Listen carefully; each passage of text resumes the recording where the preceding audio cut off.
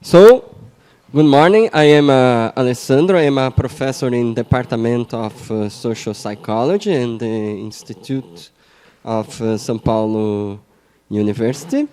And first of all, I am very happy today because I never seen before this auditorium with so black people here. Yeah?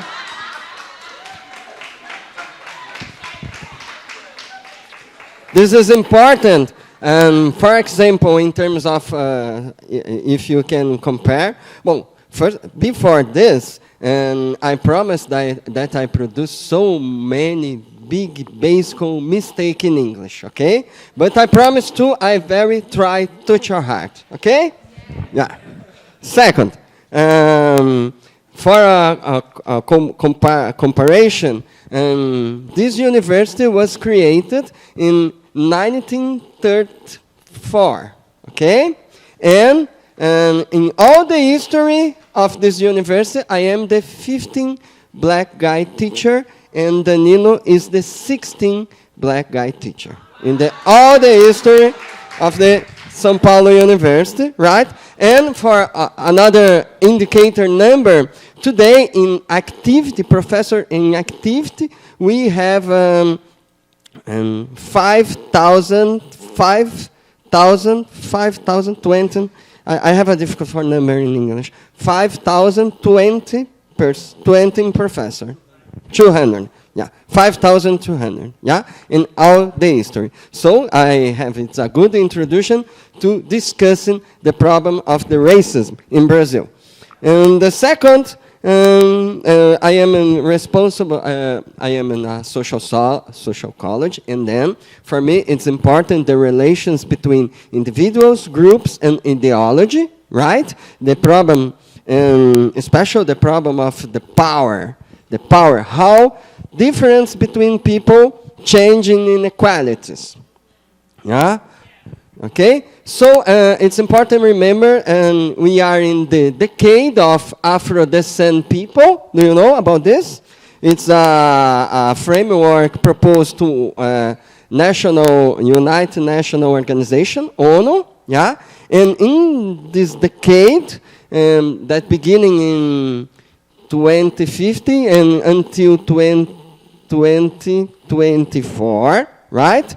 And 3 tracks.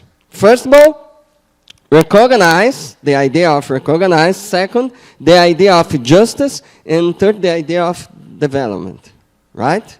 So in my area, I studied the themes of refugees, immigrations, rural and urban relations, inequalities, right? And we use the framework of vulnerability and human rights to investigate these questions. Yeah, I am in São Paulo University just 5 years. Before this, I'm working for a long time in the social movement about AIDS in Brazil, and after in the government, in the national government, the Department of National Government, and to protect us to AIDS in Brasilia, and after in the Secretary of Health in São Paulo. We are a center of excellence which called CRT. Maybe you know people from CRT. I'm working there in the Office of Planning Health. Okay, so.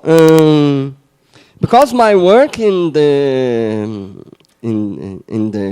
with Protect AIDS in 1904, I was invited to go to the Amazon region to development this NGO there and local government there to expanding the project to protect, to prevention about HIV, especially in the tourist cities and districts in the frontier of the Amazon. Yeah. Okay. And today I have 2 tracks for research. My principal track is about contributions to psychology, to comprehension, race and ethnicity relation in Brazil. So I make a research about how psychologists answer to the racism. Yeah. For example, we interview psychologists from the area of public service, human resources, education, clinical, sports, right?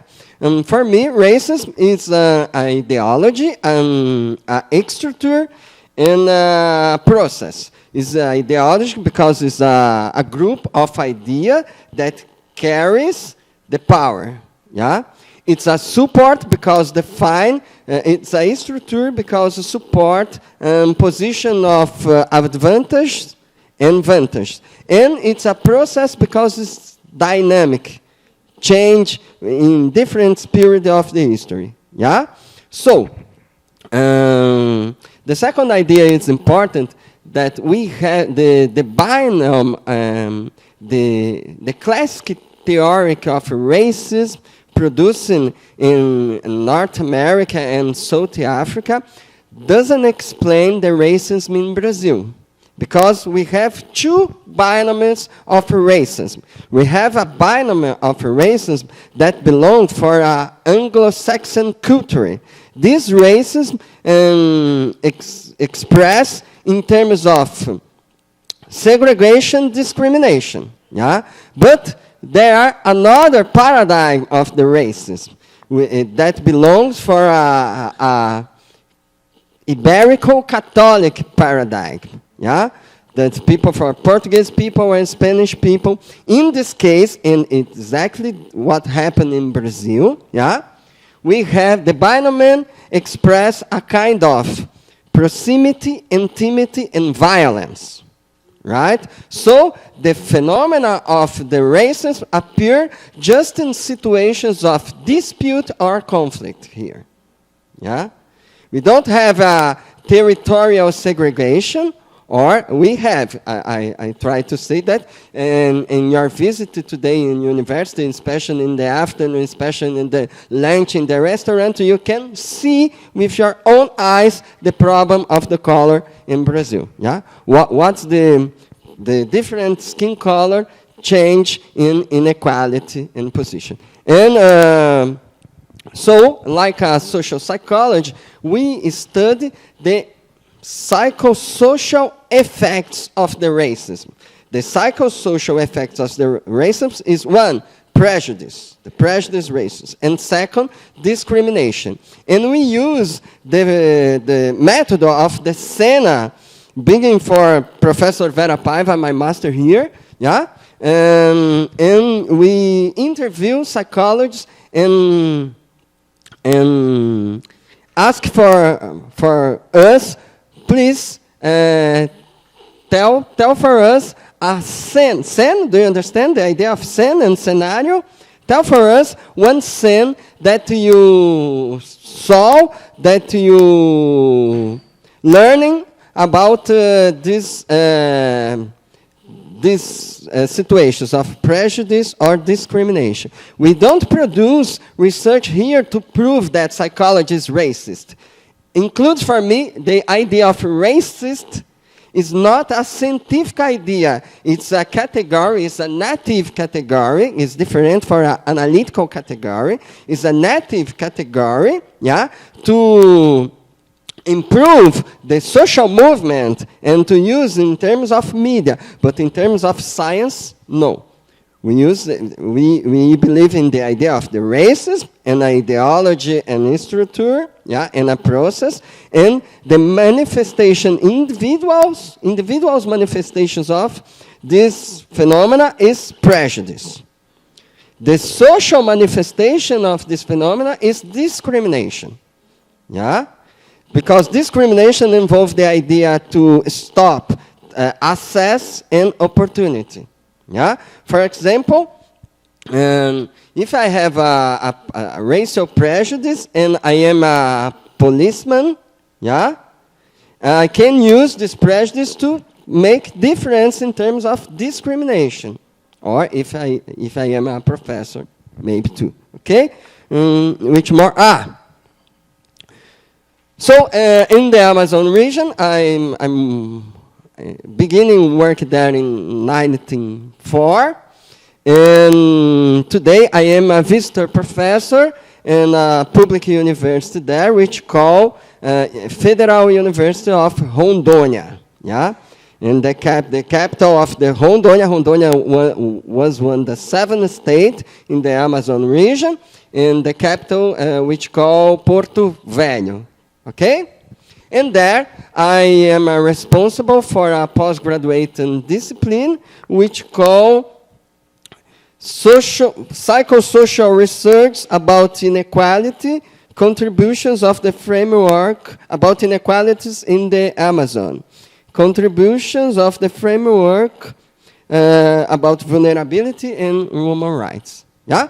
So I prepared a little paper. Yeah. But I think it's more important because I am more phlegmatic, right? This is important and show for you some pictures and some ideas, yeah? And we can discuss it after or during the day. So, some ideas, yeah? These terms, environmental racism, yeah? The idea of the race ethnicity like as an indicator, yeah? It's a good indicator. It's a proxy indicator. Yeah, you can understand inequality in terms of health, in terms of habitation, in terms of security, but in terms of the distribution of or allocation of common and toxic waste. Yeah, do you know we have a important conference which called Conference of the Basileia in the beginning of the century 20, and this conference decided that it's prohibited and sent common and toxic waste to the Africa. Because of this, now people say the common and toxic waste for the space outside the earth. Yeah? And the second, the idea of the racism, like as ideology, a form of oppression and violence, and a system of privilege. Yeah, the second idea I put here. Yeah, the structure. Yeah. Third, environmental racism. It's a term to understand the social environment conflicts that put in tensions. Yeah, people that live in the forest and the capital investments. And we defend this idea. The opposite of environmental justice is environmental racism. Yeah?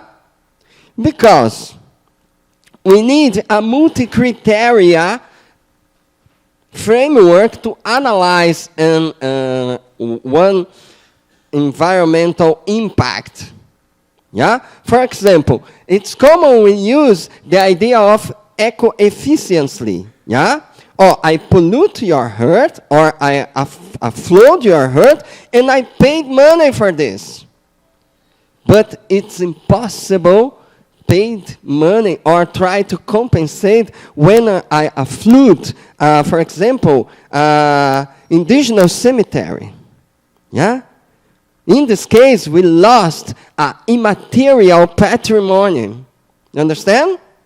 We lost. It's impossible. Because of this, you can propose this concept of environmental racism like a advocacy concept. Do you understand this? These terms? Advocacy? For example, the concept of environmental racism is an advocacy concept created to defend the political rights of minority groups. For example, a native group can use this concept on a juridical petition when under threatening conditions. Understand? And did you saw yesterday the problem in the Minas Gerais? The problem? How can I say barragem in English?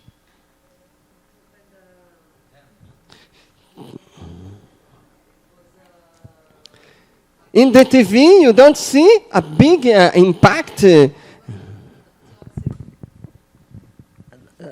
it's a place where they keep the toxic waste, yes, and this place opened, but it flooded with mud a whole village. Have you seen on the news? A barragem, but it's not river. It's not from river, it's from this, yeah, it's up, yeah. And now this toxic mud, now 2 days ago, this toxic mud now is going to other rivers, but the whole village was under this mud now. Up to the top of the ceiling of the houses, you can see on the... No, it wasn't rain. It wasn't rain. It was, no. Yeah, it's a compartment very big that just opened. It wasn't, I thought it was the rain, but it wasn't. It was, yes, it was human error. So I defend this. It's not just an environmental crime, but it's a crime that involves the notion of environmental racism. Why? Because I'm working there. I'm working there in 1908 and 1909 for this industry, which calls Samarco. In fact, Samarco, it's a combine between a company that involves one part belongs to the Vale, another industry of mining in Brazil, and another part belongs to the Australian private industry, right? So they create a very big tunnel between two states, yeah? Minas Gerais until Espírito Santo, a state in the littoral coast, and in these states we are a port to put the mining in the navio, in the ships to cross, okay? So this tunnel embaixo, okay. Cookie Monster, we want a cookie, right? Okay. So the most important, yeah? Samarco create a very big tunnel above 16 districts, yeah? Above, to transporting the mineral. Thank you, under, yeah, 16. So the unit of social responsible or environmental responsible for Samarco belongs for this 16 district, yeah? And I'm working there, includes in a project for young people, and we make a project which called, try translator. Wake up to life. Yeah. It's a project to protect to offer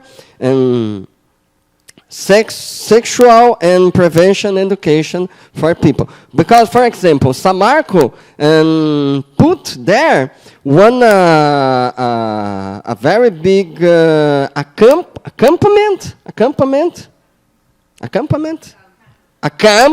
with 6,000 men. Yeah. What this create? Well, first, prostitution. Second, open many bars to drinking during the week. Yeah? So, this community, this rural district belongs to the Mariana. Mariana is the first city with this building, this tunnel under, right? And it's a district that live more or less 3,000 persons, right? Belongs to the Quilombolas ancestors. Quilombola is the name of the slave people that escape in Brazil and create your own community. Yeah? So race ethnicity is a very big indicator. And now what we see? We see the TV, oh, make a donation for this. No, Samarco need paid for this. And it's impossible make a real evaluation. What's the precious life? One hand, but in the second hand, just 5 minutes, okay. In the second hand, the immaterial patrimony that was destroyed. Put this in the bill if you need pay. It's impossible. So the idea of environmental races in the Amazon, first the Amazon River, yeah? Why this Manaus is so important? Because it's a corner of the river, right? And we have 3 big problems there in terms of environmental races.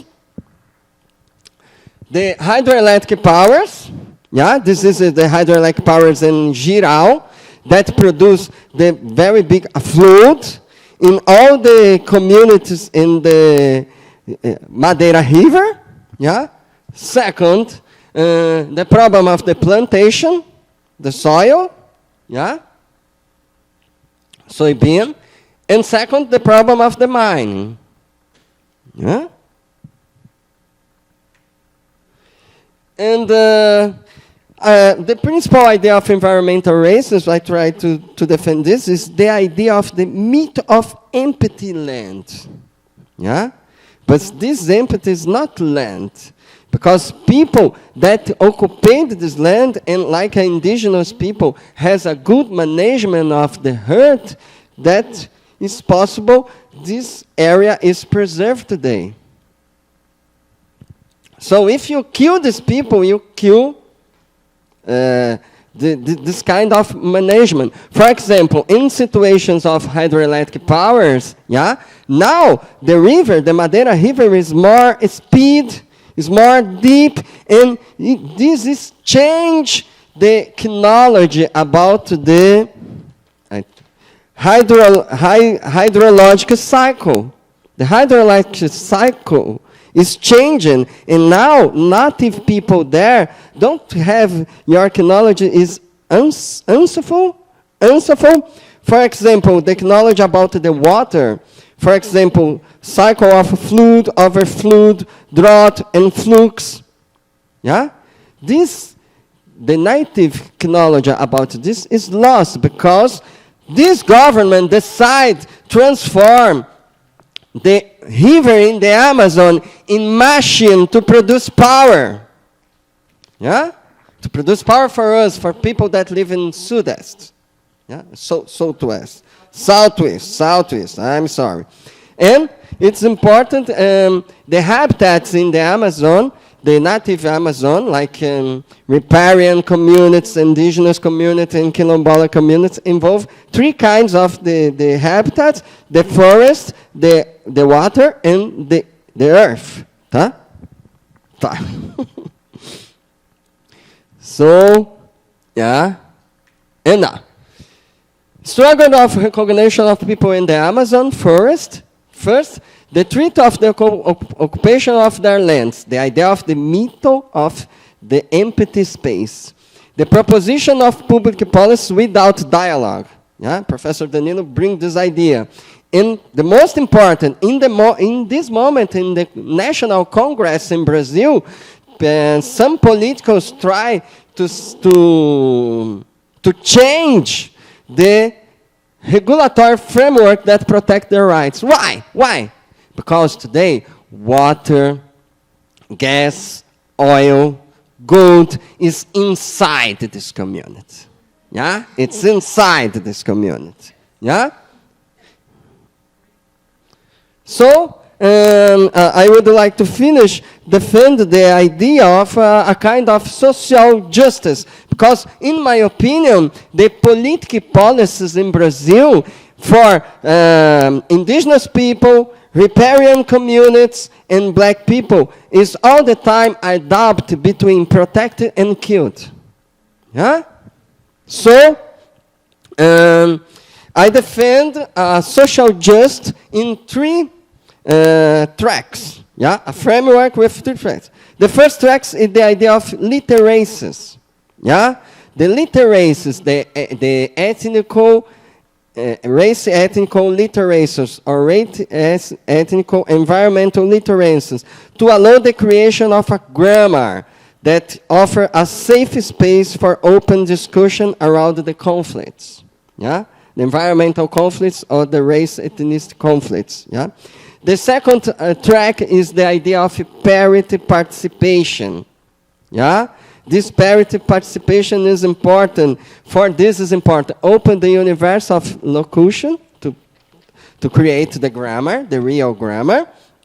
Offer repertories, contents, and abilities to allow the participation and define spaces capable to improve decision in the making process. And the first idea is the first track is multi-criteria analysis about the system of the values. So, create alliteration. Second, create conditions for a parity participation. And third, multi-criteria analysis about the system of the values. This is important in this moment in Minas Gerais, because in a simple report about environmental impact don't include the immaterial patrimonial and material that was destroyed. Okay, thank you so much.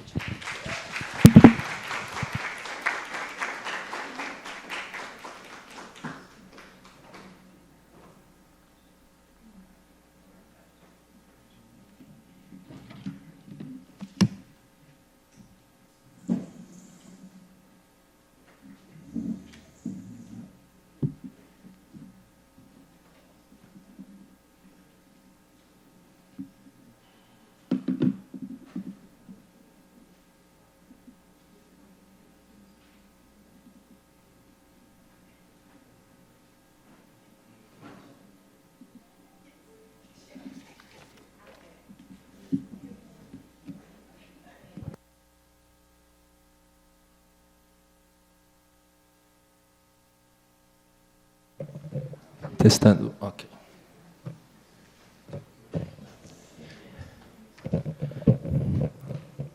Well, good morning. I'm Professor Pablo from the Department of Clinical Psychology. I should tell you that actually I got my master in social psychology. I've taught social psychology for quite a long time, and I've been here at the university for 1 year. So I've taught psychology for business students as well, which I think is going to be possible to see in my presentation. I have a mix of different fields. What I haven't mixed is actually I've always been a group worker. So I work with therapeutic groups and social community-based groups. Calling it clinic on my presentation can be pushing a little bit the term, but it does translate the idea that I'm very concerned for the suffering of human beings in any place, and also it might also be understandable by the fact that I work with a psychoanalytical perspective. So I understand groups, I work with groups, and I always have a psychodynamic, I think you would say, background. But what I'm going to do now, I'm going to talk about the heritage of colonization, which is something we've already seen on this morning here. If we're going to talk about that, it's important to know that even though Brazil has been independent formally since 1800-2002, many authors see the colonization we've had as an interpreting key, as a way to understand what happens in Brazil still today. We have a long tradition of that. If you get here, starting on the 30s, you have 3 fundamental authors and books to understand Brazil. Gilberto Freire, Sérgio Buarque de Holanda, and Celso Furtado. They are not psychologists, but what they contribute to us is, I think it's still essential to understand what our country is like. Not only they are important because of the understanding of Brazilian culture they have offered us, but also because they have somehow a creative methodology on history and sociology in which the pregnancy of the colonial past is essential. Later on, we have in Brazil, if you get Paulo Freire, Alfredo Bossi, and other authors, you have a sort of continuing of this process with a much better, much stronger Marxist influence. And I'm going to talk a lot about Paulo Freire today. It's on the field of educational studies, but it's very influential in psychology in Brazil, especially on community psychology, and I think it can offer a lot to clinical psychology as well. That's pretty much what I'm going to talk about. Of course, we're not the only ones who've been thinking about how the colonial past influences us today. In Latin America, I should stress Martin Baró. I don't know if you know him. He was assassinated in the turmoils in El Salvador. Probably CIA was involved. That's Chomsky's. What's that? Oh, great. And worldwide, you have, for example, Frantz Fanon, which I think you're much more familiar in the United States than we are in Brazil, is other author that can contribute to this kind of perspective of how colonialism, exploitation colonialism specifically, is important to understand what we are today. Well, I'll start with an example. So I worked in a different university, and we were asked to. They asked us that we offered some interns to help with their work. It was a non-profit organization that had students aged 7 to 14 when they were not at school, and on the outskirts of São Paulo. And we started by doing a diagnosis state, first step, so we could understand what was going on there. And at a certain point, we developed this idea. We would have 3 meetings in each one of these 4 facilities. Meetings where we had educators and the families, the parents, and some kids sometimes. We had predefined tasks for each one of these meetings. But that's another important thing. I think it's also a Brazilian thing, a Latin American thing. We have a very strong influence from Pichon Rivière. I don't know if you heard about him. He's born in Switzerland, actually, French parents, but was brought up in Argentina. We understand he's an Argentinian. And he has created a mix. He was a psychiatrist, and he developed what we call operative group approach. So it's a methodology, it's a hybrid, a lot of psychoanalysis, some Kurt Lewin, a lot of Marxism, and that's very important for the way I work. And one of the things he says is that every group has a task, no matter how open it is. Even a therapeutic group is there to treat their suffering, and that's their task. The important thing is we propose a task, but we're not actually worried about whether or not the group's going to achieve the task. Task has much more to do with the process. Task in Pichon Rivière is closer to what in French work psychology they call activity. Task in Pichon Rivière is close to Marxists call praxis. So we actually propose something and we see how it elicits things on the group, and we deal with that. We're not really worried about where it's going to get, but how the group takes up the task and how it fails. And an interesting thing about that is that so we had the same tasks for the 4 facilities. Day 1 was how is the reality of childhood in your neighborhood. Day 2 was how would you dream it would be in 15 years from now? And day 3 was going more practical. What do you think can be your role to change this reality? Well, the thing is that day 2 was by far the hardest one. We started the day by playing a song, asking people to close their eyes and imagine what life could be ideally in 15 years in their neighborhood. Just think whatever they want. We thought that would be quite pleasant. Just daydream about it, and it was not. People started talking to each other, make noise, lose focus, which are all signs of what Pichon Rivière calls pre-task, meaning there's a lot of anxiety on the group. The topic is related to a lot of anxiety. What are the sources for such an anxiety? Well, some people told us, I'm not sure if we're going to be alive in 15 years. And if you get the statistics, most of kids, male kids in these neighborhoods, they would either be dead or at prison. It's a very concrete thing. people said, well, that was the most explicit things, but there were other important things that came out in the group I would like to highlight. So whenever we were talking about how difficult reality was, people said, well, only God can solve things. Yeah, and I'm sorry, I never know if I'm going to read or I'll try to. There was they didn't invest in the effective way their community. They looked down at their own community, and everything else that came from outside they gave it more value. And there was an ambivalent idea towards acting and doing something. They said, okay, let's change everything. And a position that was, we cannot do anything. It's impossible for us to change anything. What I'm giving you here is an example. If you've studied Martin Baró, you might have been in touch with what Martin Baró calls the fatalistic syndrome. Do you know it? Do you know this text from Martin Baró? Because what we found there is it makes a lot of sense to what Martin Baró describes as the attitude of a lot of Latin Americans, especially those underprivileged Latin Americans. So Martin Baró talks about this fatalistic syndrome, and he divides it in 3 spheres. The first one is on the level of ideas, and then he's going to say, poor people in Latin America, they believe life is decided in advance. They had no call in what life would bring them.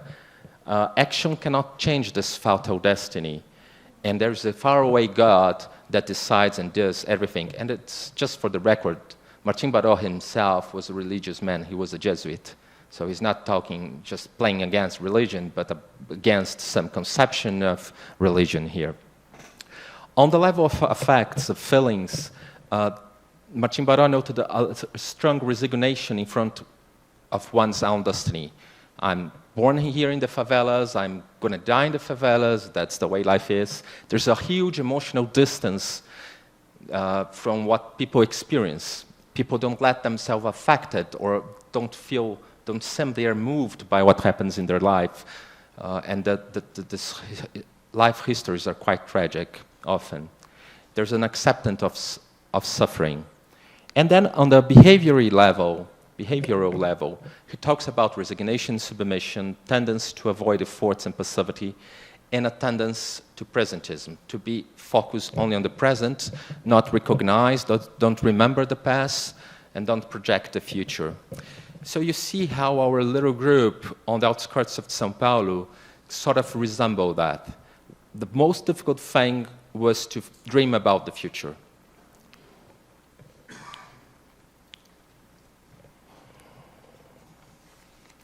Hold on, just...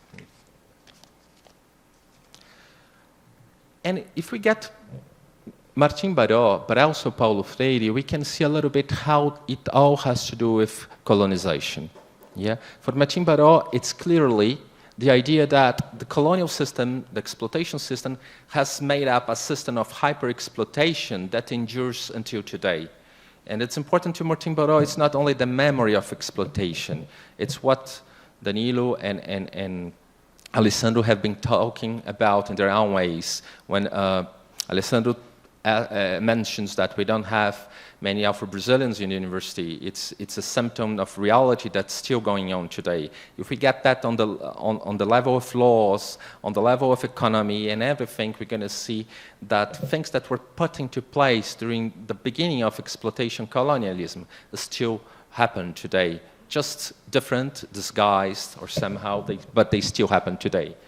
So actually, and for Martin Baró, the fatalistic syndrome is then the interiorization of this exacerbation of power, of this hyper-exploitation system. We get to something similar when we see Paulo Freire. Paulo Freire is going to talk about how colonization started in Brazil, vast lands to very few people who worked in these lands, not only slaves, but people who came as tenants for the lands. They had no choice but rely on this powerful landlord. This landlord, Paulo Freire refers to him as having an exacerbation of power. And that's important. If you go Paraisópolis, for example, you're going to see a lot of people with dark skin, but you're also going to see a lot of people with white skin. And if you get to the northeast of Brazil, you mainly have white people there. But in this system, still today, what we call coronelism many times, which is they are tenants of small properties that don't really produce much, and they are in a system they cannot advance in life. They're still being very much exploited. And lots of them come to São Paulo. So that's an important thing, I think, to keep in mind in Brazil. Well, so how does affect us today? Some obvious things. First of all, that's still on what we have as a leadership figure. We still have, many times, we still have a relation to an omnipotent, powerful figure that should care for us, and at the same time we should obey. And that's how I would refer to the very weird things that have been happening in Brazil when people go to the streets with signs calling for a dictatorship, military dictatorship again. I don't know if you have seen it, but it does convey a little bit of how we relate to authority and leadership. Bresler has shown it has an influence on the corporate level. So if you're talking about companies, especially small and family-owned companies, this idea of a father figure that's the boss and that's protective, that has a lot of power, and is also very familiar, as I think Alessandro pointed out when he talked about racism being also an intimate thing, and violence and intimacy can go together. It has to do with that as well. So the corporate world is wretched with this conception of leadership still today. I'll give you a clinical example now. I have a psychotherapeutic group here at the university that's aimed, people who come to the group have one criteria. I select them. They have to use the public health system, which basically translates that they don't have much money. And one day, a maid was sent to my group. I'll call her Linda. She actually came to the clinic, the outpatient clinic we have here at the university with her son. And on the interview with the psychologist suggested, maybe you could use therapy for yourself. She hesitated. Her boss came in the room, heard the suggestion, and when her boss was there, she accepted. She said, yes, okay, you can go. So I called her. I was very skeptical she would follow through. First time, she talked in a very low voice, very submissive, and yes, I can go, and that she didn't show up. It happened 3 or 4 times. She finally came. She came 40 minutes late, sit down for 40 minutes, didn't say much. I was struck when she woke up in the room. She was this beautiful black woman, she seemed very proud of herself. She didn't look like the submissive figure I had heard on the phone. Well, and then at the end, we talked a little bit. I thought she would not come back, and she didn't. She was absent 2 times. I called her, and conversation went in a curious way. When she felt, I think, I was sort of, sad she would not be on my group anymore, she told me, don't worry, I can get somebody else for you.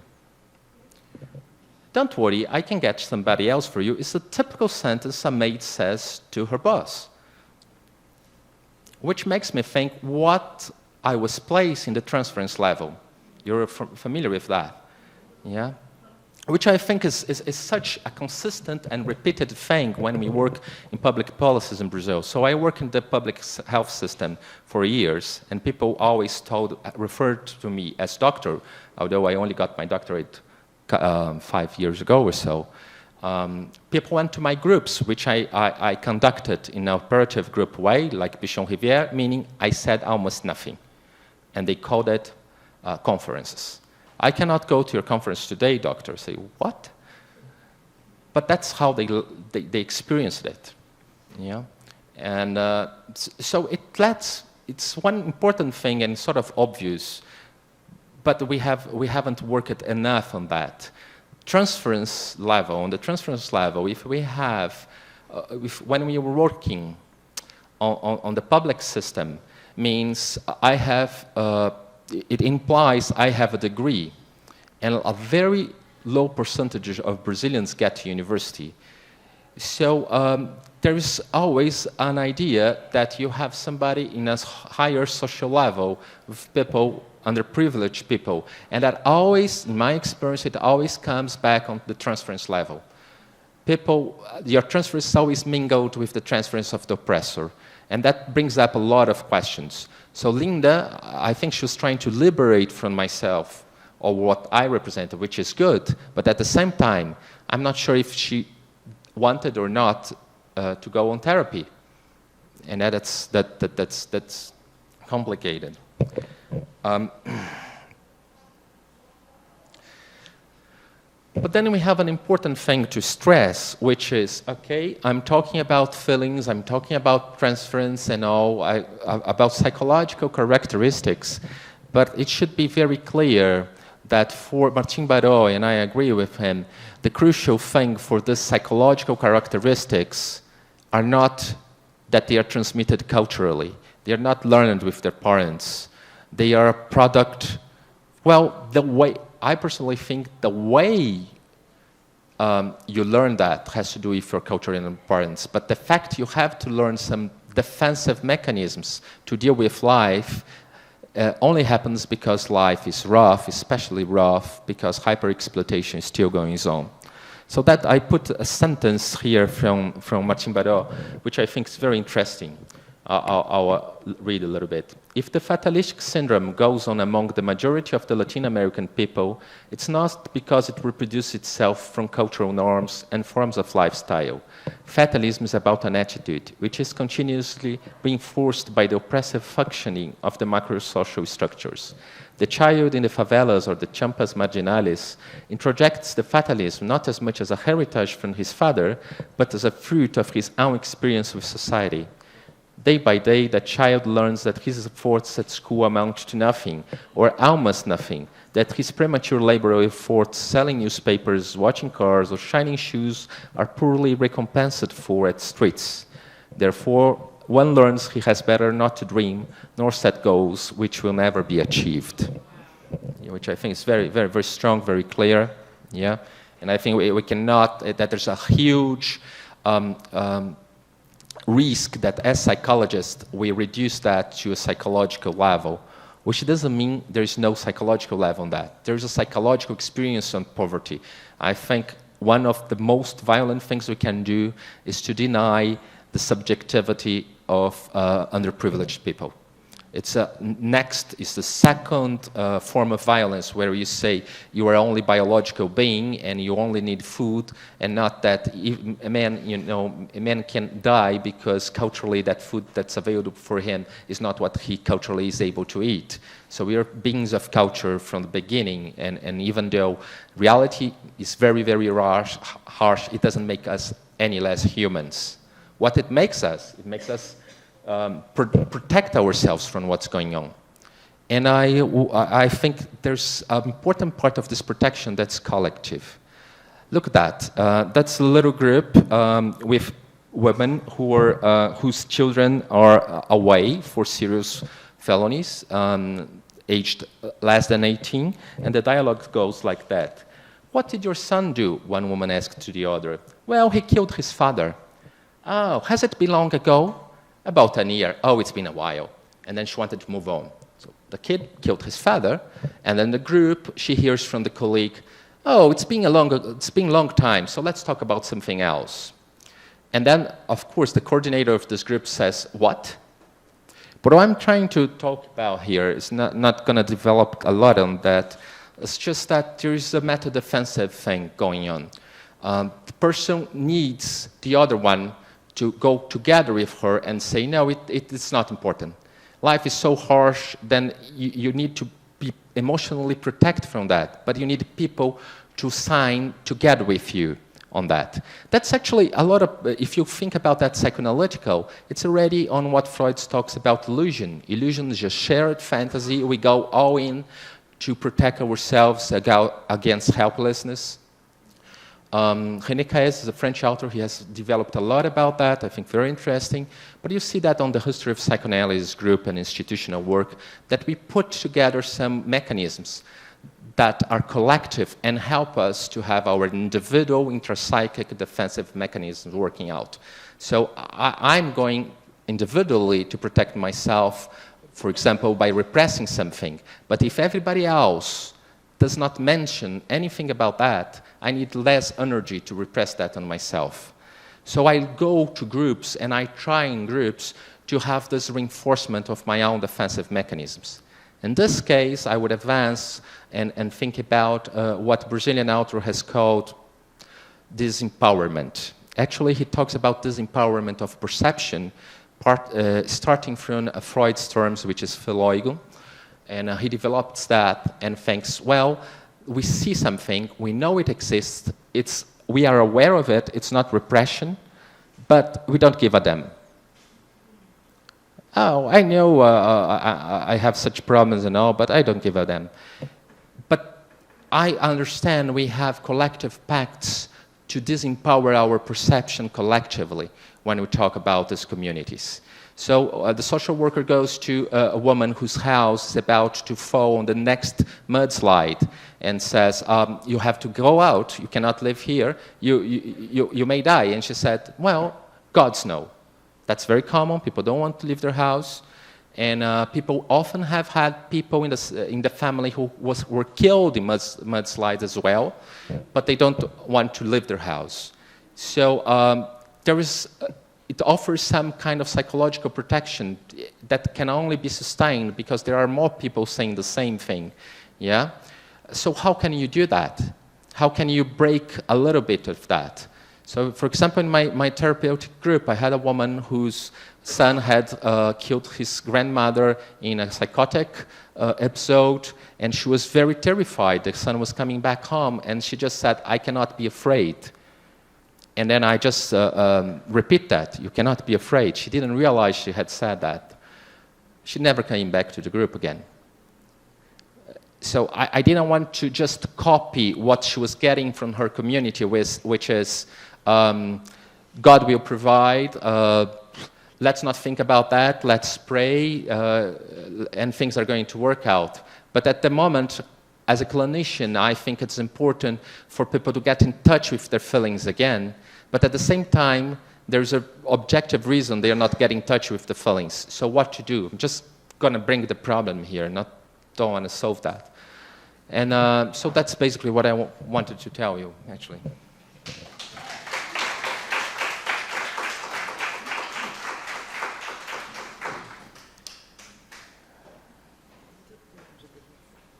Oi? A gente tem até o meio de e-mail agora.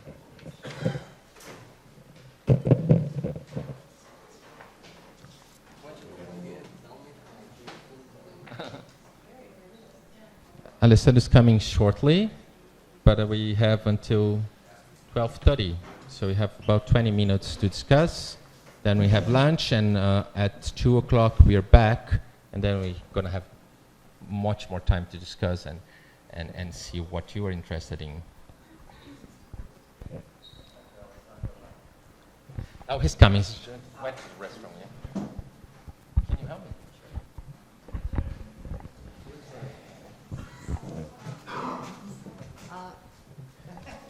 Do we want to wait for Alessandro or to start now?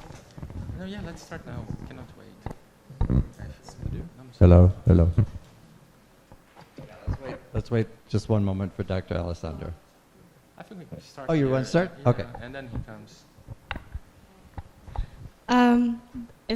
I guess it's not really a question. It's just something that came to me while listening to your presentation regarding the fatalistic syndrome.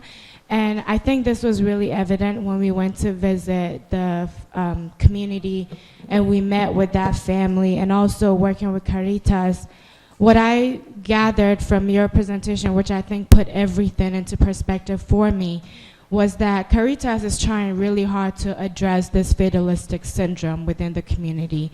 And luckily, I think for a lot of the kids, they're actually responding to it, which is the reason why they keep coming back. But then there's this challenge of their own parents having the fatalistic syndrome because of their own experiences within the community, and then are kind of challenging the kids a little bit to not dream for themselves and not even wanting to dream for themselves or their kids as well. So, but in that sense, the family that we met was, you know, like the exact opposite of that, where the mom really had the hopes and dreams for her child, and then the child had the dreams for them as well, for themselves as well. So I just wanted to make that comment that, you know, you bring in this theoretical framework, really put everything that I saw in the community and also the work that Caritas is doing, put everything into perspective for me. So thank you for that. Yes, so you felt we shared experience. When I first read that, I had the same feeling. I was working with communities and I had the same feeling. Yeah, I was wondering if here in Brazil, do you feel that religious groups have like too much influence? And what I mean, for example, like in the United States, you know, you have some religious groups and social conservatives. They have what I think is an unbalanced influence, and as a result, some of our politicians say crazy things. So I was wondering if here in Brazil, do you feel that the religious groups have too much influence in government and what government should do? Do you want to answer?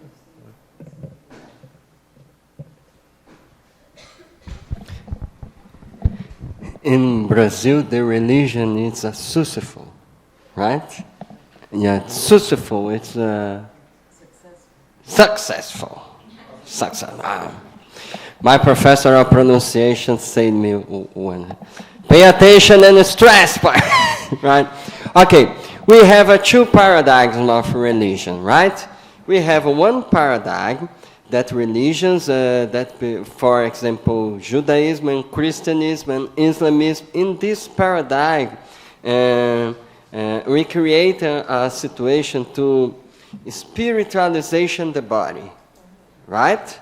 But in the other hand, we are another paradigm of religion when, for example, the indigenous religions, the Afro religions in Brazil, like Umbanda or Candomblé, the religions that involve the trance of possession. Do you know? For example, the religions that use one substance which called ayahuasca in the Amazon region, yeah?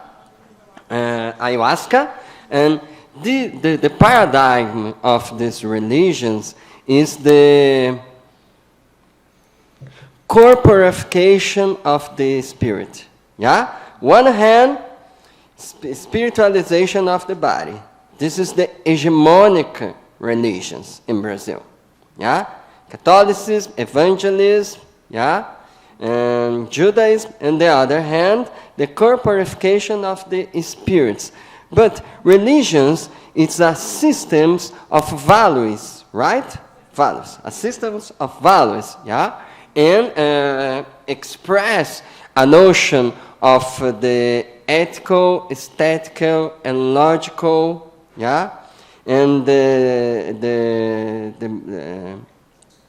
situations of what happened in Brazil, the groups that professor and activity and the relation of the paradigm of corporization of the spirit is a minority.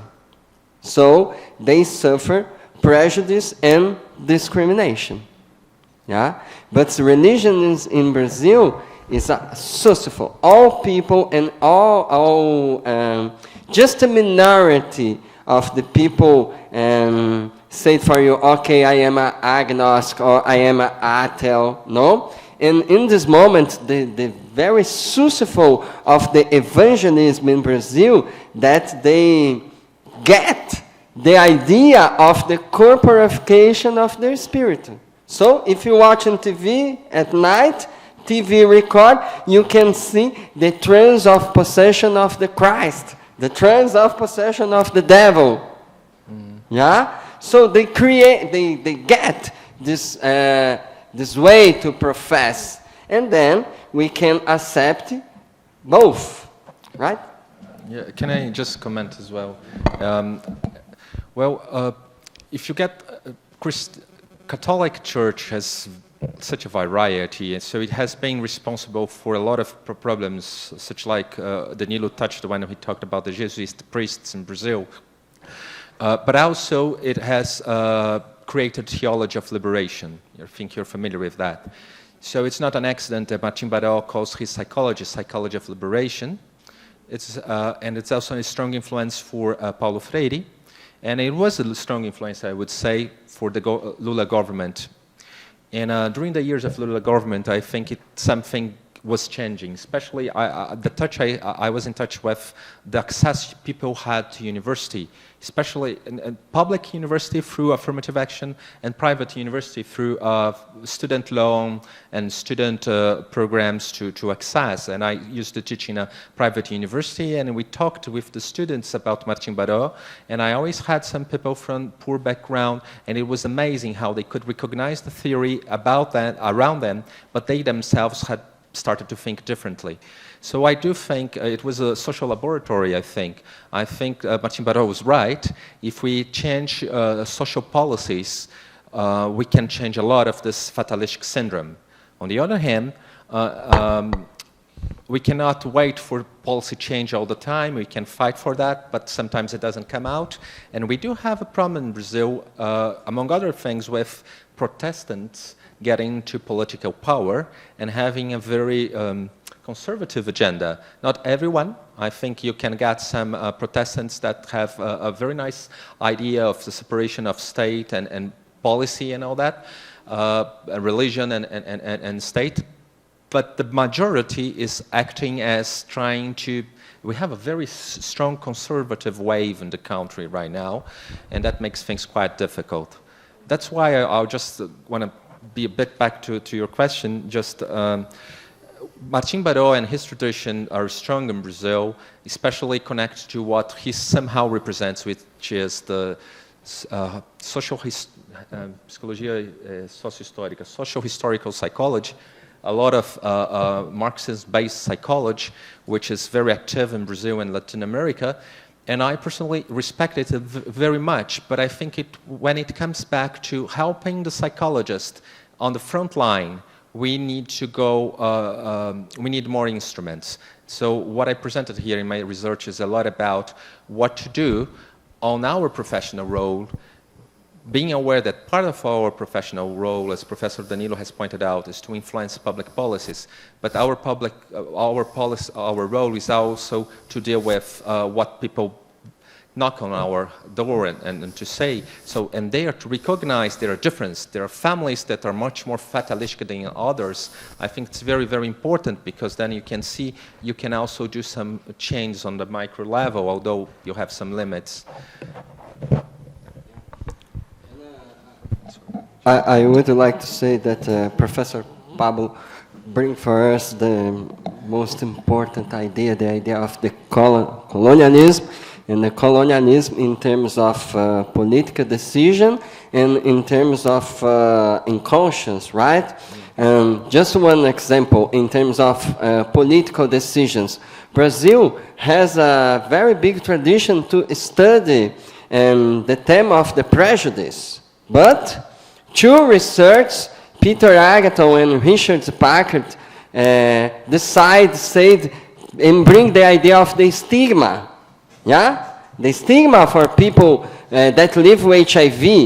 And Brazilian research and Brazilian government accept this idea. Yeah? Because one is American and one is England research. Yeah? And we waste or don't use all all tradition that we have to discuss in the prejudice. On the other hand, if you pay attention, the notion of the stigma brings just the point of the view of the oppressor, not the person that's suffering the oppression, right? So all the time we have this problem, this hierarchical level between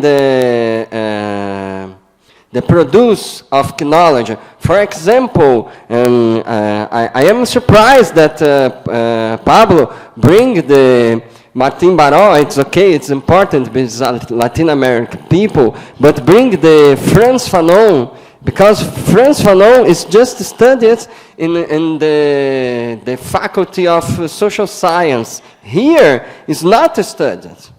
Here, in classic theory of psychology, we just reproduce the idea of north, the hemisphere north. And I would like to say for you, the most important when you become a doctor is this. You can say, this is a mistake. It's not a problem for me if for Richard Parker said or Freud said, yeah? You are a doctor. You can say he is a mistake. It's a wrong. Yeah. For example, the Foucault, the problem. Yeah. In this moment, in terms of history. Yeah. What happened? Foucault see with your eyes. Yeah. The war of discolonization of people that live in Argelia. Yeah. And Foucault, the most important theoric of the power, don't write nothing about this, yeah? And Hannah Arendt said, nobody is necessary have a convivence with black people. She said this, yeah? So, you are a doctor, yeah, this is for me, the most important. And we have a criteria. You discussing the problem of the colonialism and the racism? No? Oh, okay. For me, it's bullshit.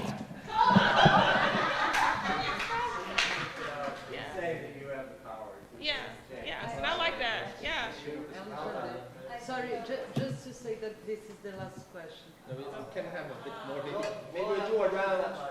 Everybody Yeah, we asks have the a lunch. question, and then what do you think if everyone asks the question, and then we just comment a little bit, and then we know what they're asking.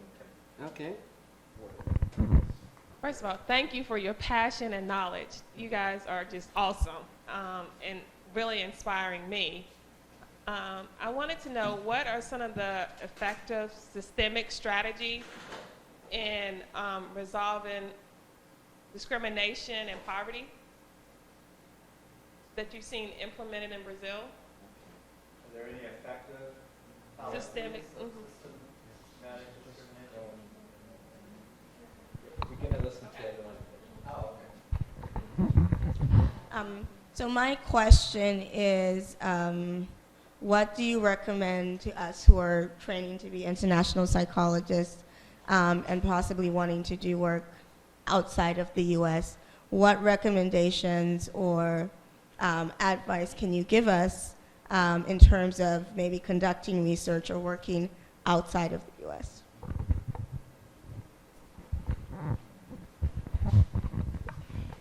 Mine goes back to the spirituality aspect of, I'm from Latin America too, so the fatalism is definitely something familiar.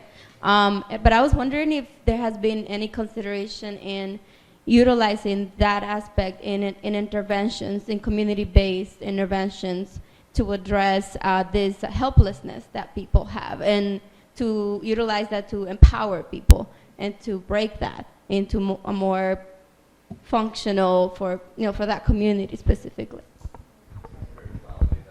Spirituality.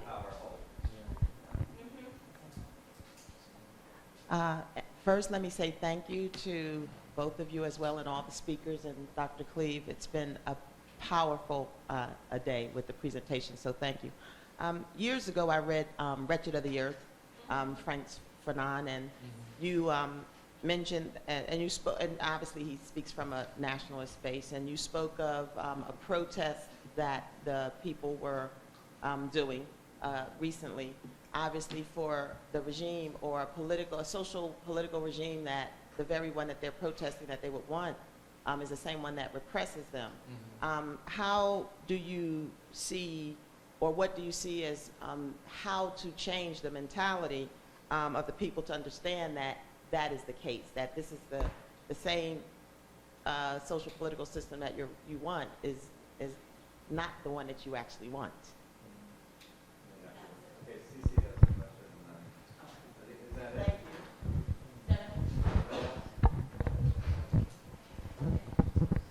One day when I grow up, I want to be just like you. But I have a question. Professor Pablo, when you spoke of your Brazilian-style paternalism and the transference that occurs, which sometimes we refer to in America as the slave mentality. How do you stop the cycle? Can it be stopped? And what or is this just like something that is embedded due to the oppression and degradation of an exploited race?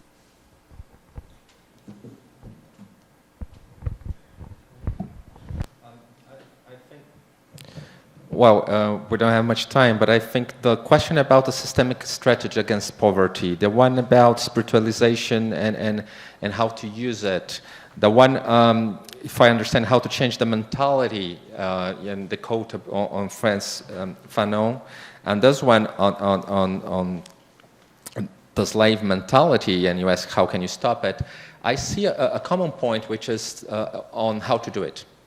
Yeah, every question is about on how to do it.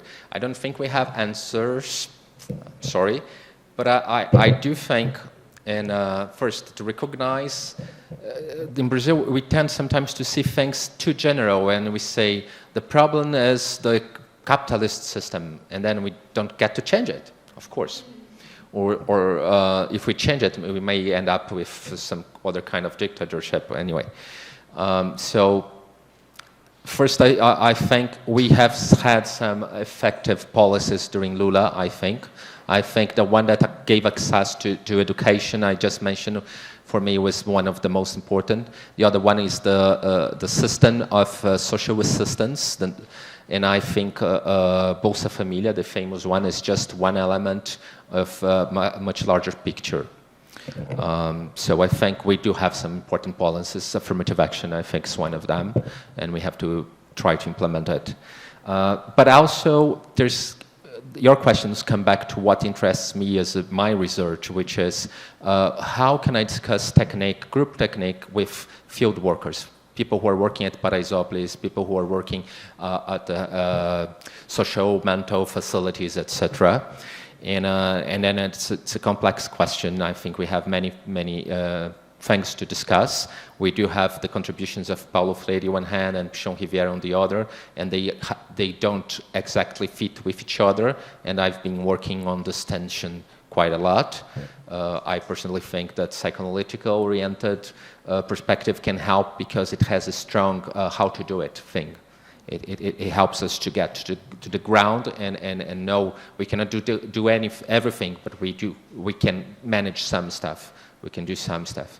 And the thing about spirituality, there is been some group work that has tried to integrate that, especially what we call community therapy, which is a group technique curated by Adalberto Barreto from the north of Brazil.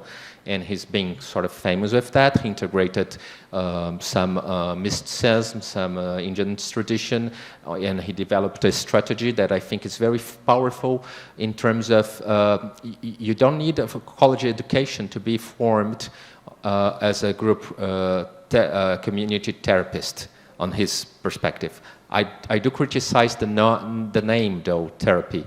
I think it gives an idea that's much more than it really is.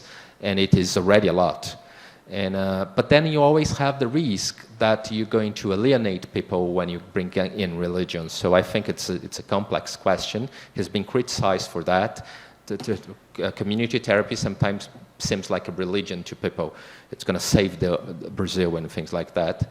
And I think it has to do with the fact that he tries to incorporate religion into it, tradition, in terms of recovering traditions. And there's a risk there. And about the recommendation about professional, I'm not sure what I can tell you. For me, it was very powerful that I had two kinds of experience. International, I lived in the States, I met people abroad, and I feed from this otherness that the other helps me, but also, for me, being a white, middle-class Brazilian, working on the outskirts of Brazil has been such a powerful experience, and it's such an otherness to be found there as well. I would think, I don't know, for me it worked, having this internal and external contacts.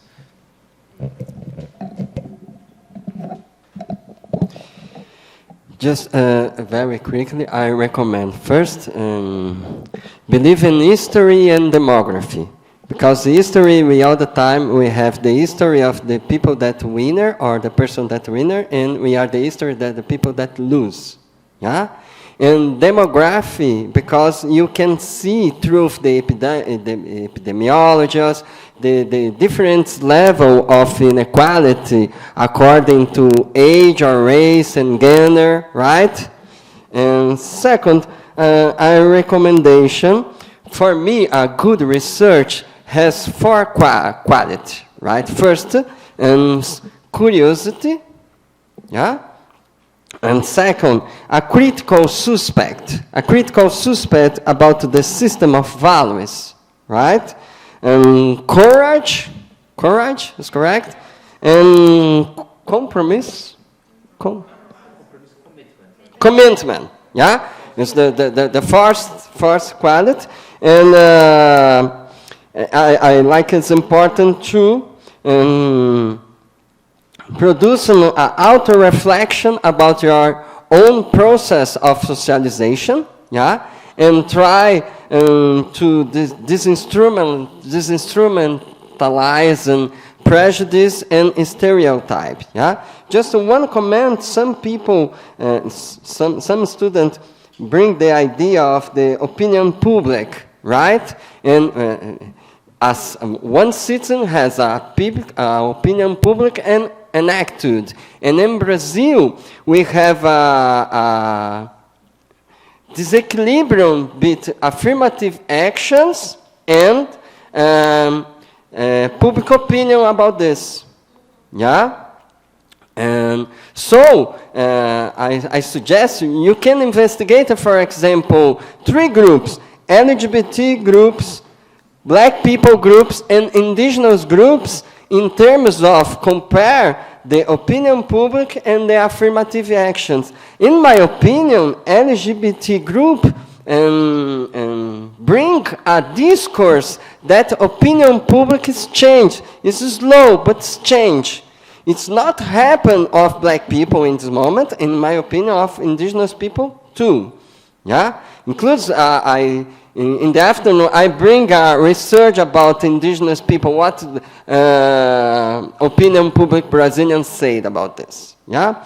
But it's important compare and these 3 ways. And I think that because we recreate the same structure of the binomial of Anglo-Saxon binomial. And this of the Anglo-Saxon binomial of races that produced the idea of the apartheid, the idea of war. And this idea does not belong to Brazil. After the Second War includes, Brazil was chosen for students in a place that combine a safer and a security situations in race relations. Of course, that we are conflict, but here we are the idea of the ethnico-racial democracy. And I really work of this. For me, it's not a myth or ideological myth, and I like to destroy.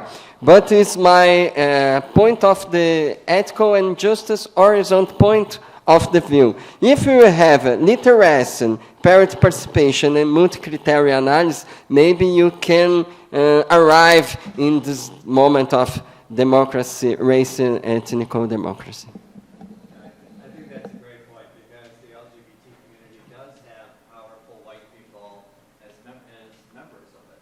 So inherently, they will listen first, and so I think that that's where maybe the disparity comes from, is that the LGBT community is also a blend of all the different ethnicities and races. So, yeah, I think that's an excellent point. It doesn't make it any easier necessarily, but it does give voice, and people listen sometimes in a different way. Great point. Okay. So Let's go ahead. lunch. Thank you.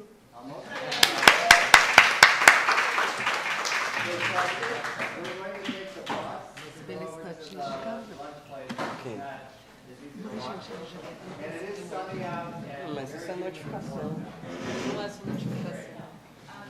Não, mas o debate que está acontecendo agora não, eu sei, mas eu estou falando pelo discurso. Pega e falava assim, meu pai falava assim, tem falar a palavra gay não podia. Isso, hoje pode falar a palavra gay. Não, mas Ilana, hoje tem um gay em cada família.